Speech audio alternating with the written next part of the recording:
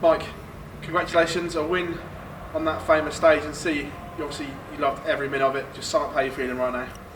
Well, I'm buzzing. Until 2 weeks ago, I wasn't even in it, and now I won my first game. So yeah, I'm over the moon. What was it like when you got the call to say you were in? I was jumping at home, and my girlfriend asked, "What you doing?" So yeah, I was really happy. Well, you don't want anyone to drop out, and because everyone earned their spot, but in the time we live in now with COVID and the restrictions to travel, there was a big chance. So I'm happy I got the call. Did you know you were first reserve? I didn't when I lost. When I lost in the qualifier, I was so angry and so disappointed.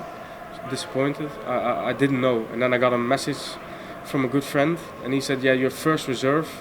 Then I was thinking, well, then maybe I still have a shot, and you can't really hope for it, because if you really hope for it, then probably it doesn't happen.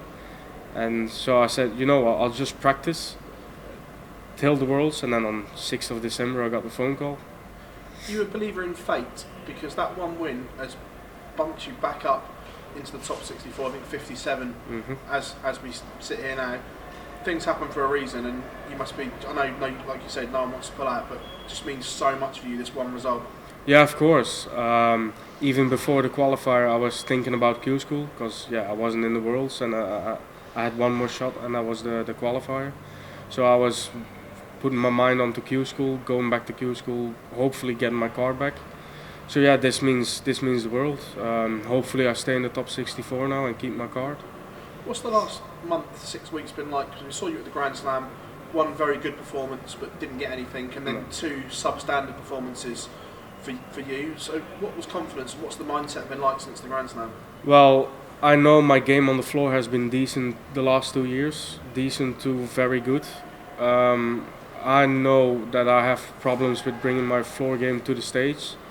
So I knew on the Grand Slam after the first one, and then of course the hype around Fallon. She's playing brilliant. Everyone loves her. The crowd is behind her. And then playing my second or third major in my career, playing her. Yeah, and the way she started off was brilliant. And so yeah, it was not difficult to put that aside me, because I know I was playing well, but still you're thinking about stage, and that's something I need to get rid of out of my head. You've played Fallon firsthand. How big a job has Steve Beaton got tomorrow night? I think Steve has a lot more experience than I do, because it's his 31st Worlds. So he'll be able to cope with the crowd and the booing, and because it's gonna happen.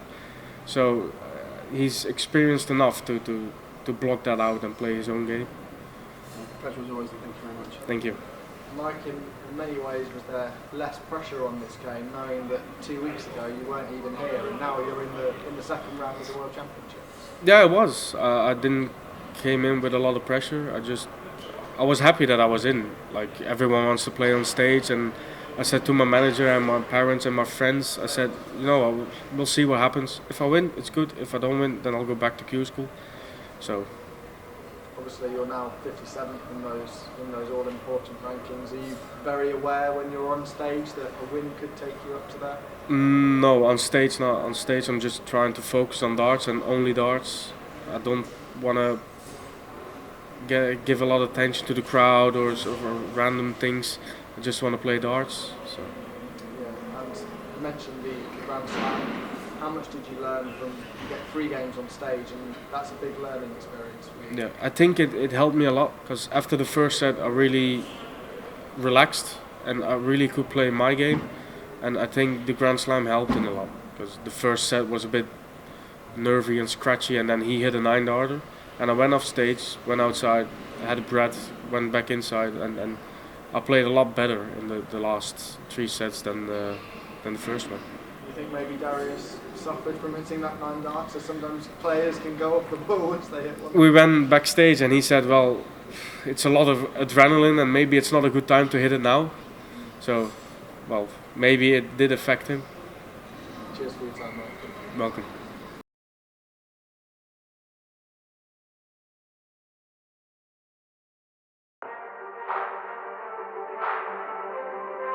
Thank you.